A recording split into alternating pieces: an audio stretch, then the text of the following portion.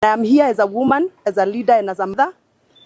I am here to speak on behalf of many women, many family members who are struggling because of doctors' strike. I am sure you know how many mothers are delivering in our hospitals without assistance of doctors. I'm sure you know how many patients are succumbing to cancer because of lack of doctors.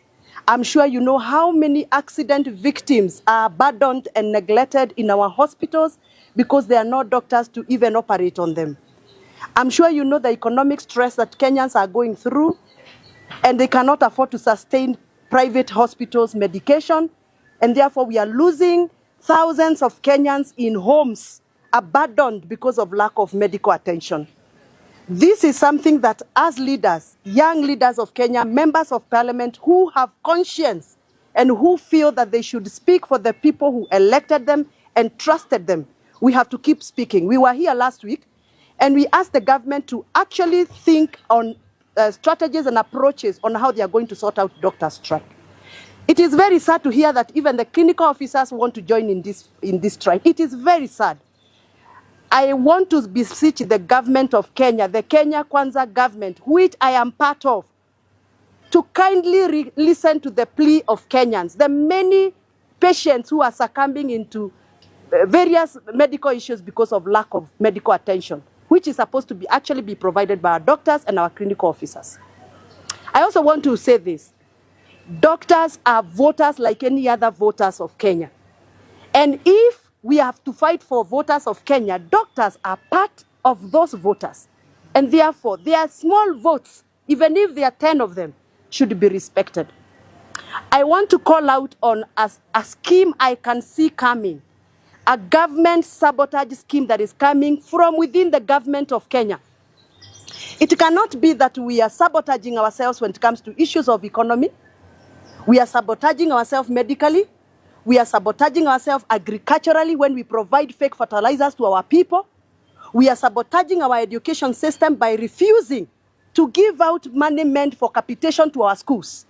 I don't know whether you know that as we speak, public schools are closing this week, and some of them have already closed. But the amount of money that was supposed to be given for capitation for first term, it is still yet to be released to our schools. And the money that was released by the ministry, it was clearly labeled that that money is to be used for second term. So we are asking, where is the capitation money for first term? That is to mean any school that had debts between January and April, that school is going to start receiving auctioneers. And these are issues we are talking about of sabotage. Who is sabotaging the government of Kenya? I think this is time for us to start calling spade. A spoon is a spoon, a spade is a spade. A problem is a problem. I know you're wondering, why are these few members of parliament speaking? Because these are the people who have the conscience. We all swore to protect the constitution of Kenya. We all took an oath and vowed to fight for the rights of Kenyans enshrined in the Kenyan constitution.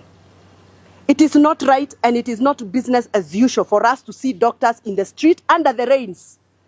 We are seeing doctors striking the whole day, yet our mothers, our fathers, our young sons, our young daughters are agonizing in the corridors of our public hospital. It can never be business as usual. And therefore, we are still calling out the government saying, as team ground, hii ni team ground, sisi hatutachoka kuitana wakati kuna mashida na kuna siasa ambazo zinaharibu maisha ya watu wa Kenya.